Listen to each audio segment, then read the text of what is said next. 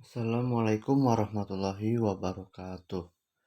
Selamat datang adik-adik semua. Kali ini kita akan belajar matematika kelas 8 tentang peluang. Peta konsep. Peluang dibedakan menjadi 4. Di sini ada yang pertama, titik sampel, yang kedua, ruang sampel, yang ketiga, kejadian, dan yang keempat, menyelesaikan masalah yang berkaitan dengan peluang. Kejadian dibedakan menjadi 3, yaitu peluang empiris, peluang teoretis, dan hubungan peluang empiris dan teoretis. Observasi. Dalam kehidupan sehari-hari, kita sering menjumpai kejadian yang memiliki dua kemungkinan, seperti pada gambar di atas. Berikut contoh kejadian yang memiliki dua kemungkinan.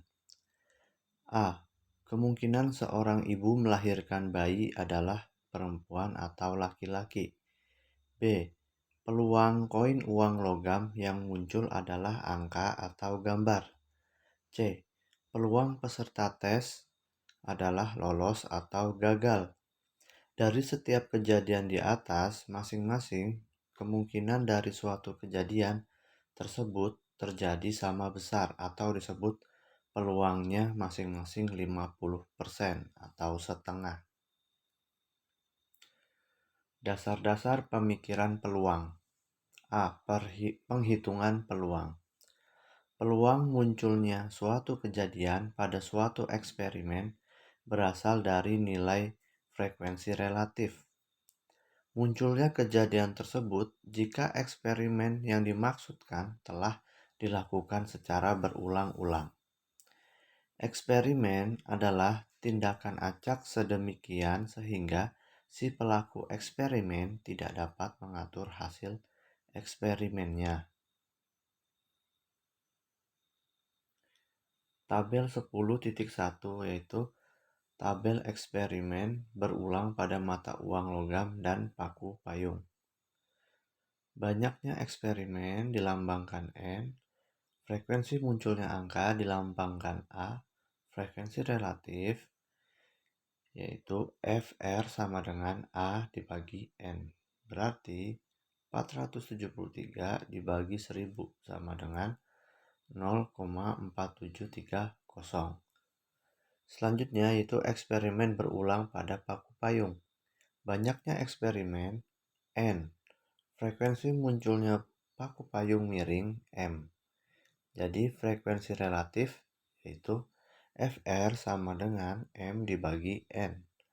315 dibagi 1000 sama dengan 0,3150. Dalam bentuk grafik, data frekuensi relatif hasil eksperimen berulang dalam banyak eksperimen untuk mata uang logam dan paku payung standar tersebut masing-masing adalah seperti berikut. Nah, di sini ada grafiknya. Ya, ada sumbu N dan sumbu FR. Jika frekuensi relatif FR tersebut dinyatakan dalam satu tempat desimal, nilai N dilanjutkan sampai dengan tak hingga kali, sehingga hasil nilai kecenderungannya adalah FR muncul sisi angka A sama dengan 0,5 dan FR muncul hasil miring M sama dengan 0,3. Berdasarkan kedua contoh hasil eksperimen berulang tersebut, tampak bahwa 1. Mata uang logam merupakan objek eksperimen yang setimbang. 2. Paku payung merupakan objek eksperimen yang tidak setimbang. Objek eksperimen yang setimbang. Jika diadakan eksperimen atas, objek tersebut akan dihasilkan ruang sampel yang berdistribusi tersebar secara seragam, yakni setiap titik sampel yang dihasilkan berpeluang sama untuk muncul. Objek eksperimen yang tidak setimbang. Jika diadakan eksperimen atas, objek tersebut akan dihasilkan ruang sampel yang tidak berdistribusi tersebar secara seragam.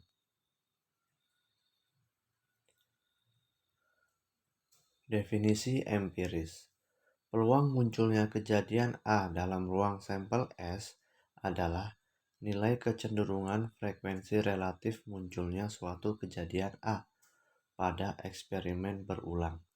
Jika eksperimen berulang tersebut dilanjutkan sampai dengan tak hingga, yakni PA sama dengan FRA. Distribusi. Distribusi dibedakan menjadi dua, yaitu seragam dan tidak seragam. Untuk yang seragam, masing-masing sisi atau permukaan yang mungkin terjadi dalam eksperimen tersebut akan berpeluang sama untuk muncul. Tidak seragam, masing-masing sisi atau permukaan yang mungkin terjadi dalam eksperimen tersebut tidak berpeluang sama untuk muncul. Definisi teoretis atau klasik.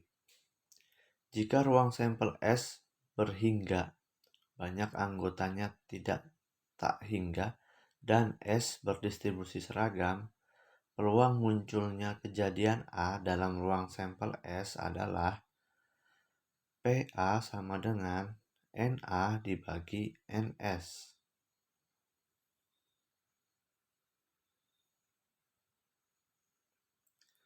Ruang sampel, titik sampel, dan kejadian dalam suatu eksperimen. Definisi. Ruang sampel dalam suatu eksperimen percobaan acak adalah himpunan semua hasil yang mungkin terjadi dalam eksperimen tersebut. Titik sampel adalah elemen-elemen anggota ruang sampel dan kejadian adalah himpunan bagi dari ruang sampel. Masalah. Sebuah kantong berisi 7 gulungan kertas kecil yang seukuran bertuliskan nama-nama hari dalam seminggu. Jika dari dalam kantong tersebut diambil satu gulungan kertas secara acak, tentukan A. Ruang sampel S pada eksperimen tersebut. B. Peluang terambilnya sebuah gulungan kertas yang bertuliskan nama hari dengan huruf depan S. C. Peluang terambilnya sebuah gulungan kertas yang bertuliskan nama hari yang terdiri atas 5 huruf. D. Peluang terambilnya sebuah gulungan kertas yang bertuliskan nama hari dengan huruf depan S dan terdiri atas 5 huruf. E. Peluang terambilnya sebuah lintingan yang bertuliskan nama hari dengan huruf depan S atau terdiri atas 5 huruf. F. Gambarkan objek eksperimen, cara eksperimen, titik sampel yang dihasilkannya, ruang sampel, kejadian A dan kejadian B dalam bentuk diagram pohon dan diagram Venn.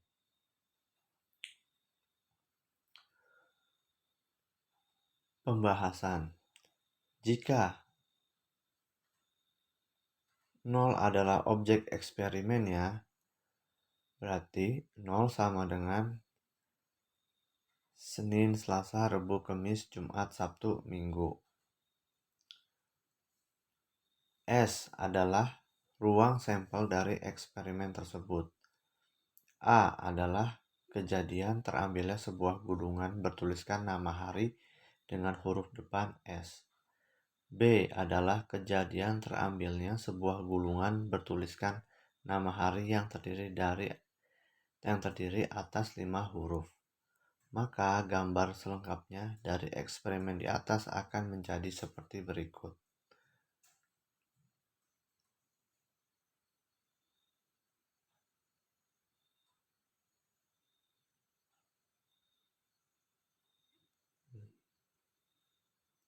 Objek eksperimen, cara eksperimen ruang sampel S, kejadian A, kejadian B, dan nilai peluang dari masing-masing titik sampel.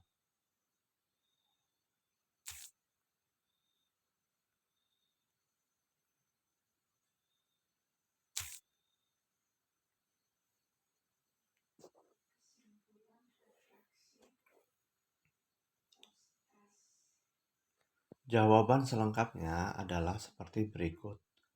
A. Ruang sampel S dalam eksperimen tersebut adalah S sama dengan Senin, Selasa, Rabu, Kamis, Jumat, Sabtu, Minggu. Jika A. Kejadian terambilnya sebuah gulungan bertuliskan nama-nama hari dengan huruf depan S, maka P A sama dengan 3/7. Jika B sama dengan kejadian terambilnya sebuah gulungan bertuliskan nama hari dengan 5 huruf, maka PB sama dengan 4/7. D. A irisan B Senin, Sabtu. P A irisan B N A irisan B dibagi NS sama dengan 2/7. A anggota B Senin, Selasa, Kamis, Jumat, Sabtu. P A anggota B sama dengan N A anggota B dibagi NS sama dengan 5/7. Dan ini merupakan diagram Venn-nya.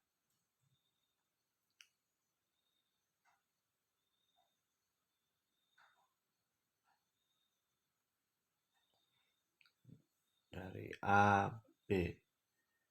Diagram Venn objek eksperimen, cara eksperimen ruang sampel S, kejadian A, kejadian B, dan nilai peluang dari masing-masing titik sampel. Gambar 10.7, diagram Venn nilai peluang dari masing-masing titik sampel.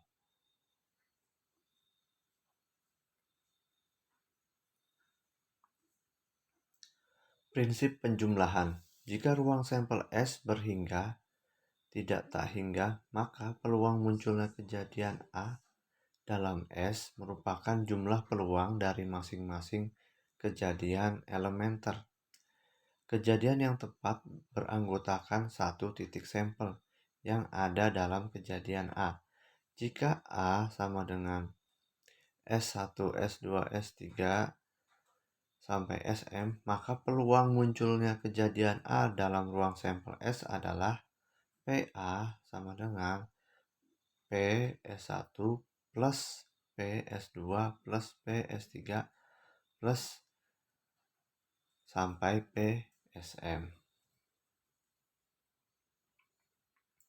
Kepastian dan kemustahilan.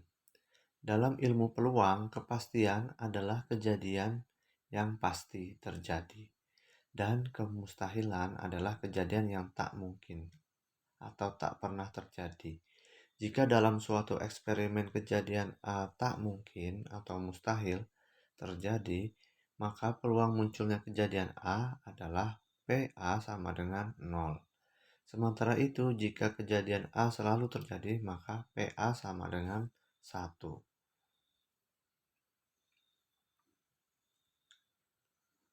Relasi antar kejadian. Kejadian A dan B adalah dua kejadian lepas atau eksklusif.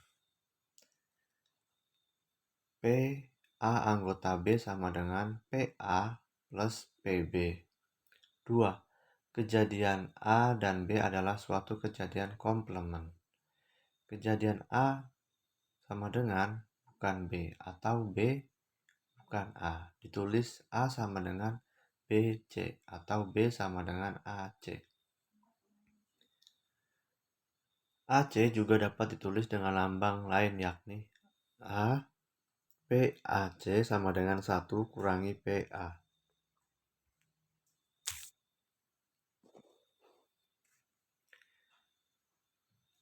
Kejadian A dan B adalah dua kejadian tak bebas.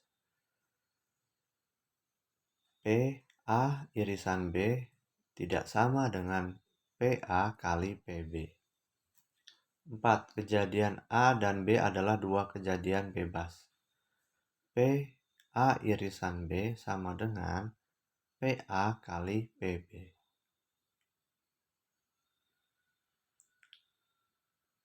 Aksioma Kolmogorov dan teorema dasar peluang. Aksioma Kolmogorov 1. Untuk setiap kejadian A, 0 kurang dari sama dengan PA kurang dari sama dengan 1. PA sama dengan 1 jika kejadian A pasti terjadi dan PA sama dengan 0 jika kejadian A tak mungkin terjadi atau mustahil terjadi. Aksioma atau postulat adalah kebenaran matematika yang diterima tanpa bukti, karena sebagai kebenaran pangkal kebenaran matematika yang diterima tanpa bukti. Aksioma dipakai sebagai alat tool dasar untuk membuktikan kebenaran dari teorema atau sifat-sifat pangkal dalam matematika. Aksioma Kolmogorov. Misalkan S adalah ruang sampel untuk sembarang kejadian atau kejadian A dalam S. Suatu ukuran mengenai sering atau jarangnya kejadian itu munculnya dilambangkan dengan PA kali PA. Disebut peluang munculnya kejadian A jika ketiga aksioma berikut dipenuhi. Aksioma Kolmogorov 1 untuk setiap kejadian A, 0 kurang dari sama dengan PA kurang dari sama dengan 1. Aksioma Kolmogorov 2, PS sama dengan 1. Aksioma Kolmogorov 3, jika A dan B adalah kejadian lepas, maka P A anggota B sama dengan PA plus PB. Teorema dasar peluang. Jika A dan B adalah sembarang dua kejadian berpotongan atau saling lepas dalam suatu ruang sampel S, maka P A anggota B sama dengan PA plus PB kurangi PA irisan B.